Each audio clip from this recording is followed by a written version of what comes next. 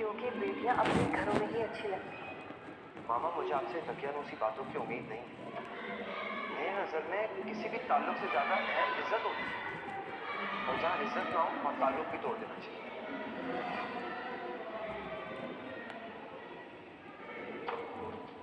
आप ही, आपको किसी भी प्रेशर में आने की कोई जरूरत नहीं।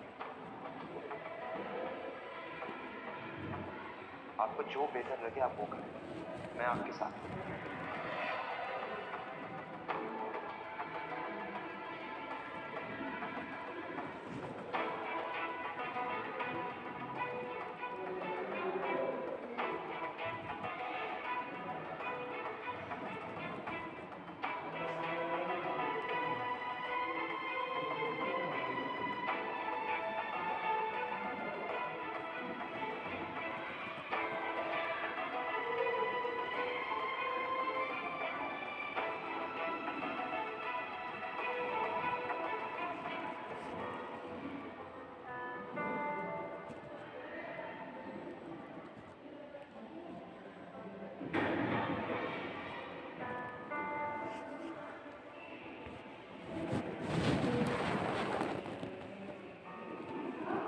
कैसी तबीयत है तायाजान की? अब ठीक है वो?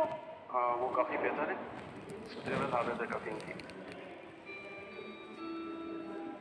मैं तेरा लाख लाख शुक्र है, अब्बा बेहतर हो गए। ठीक है तहसीन, मैंने तुमसे कहा था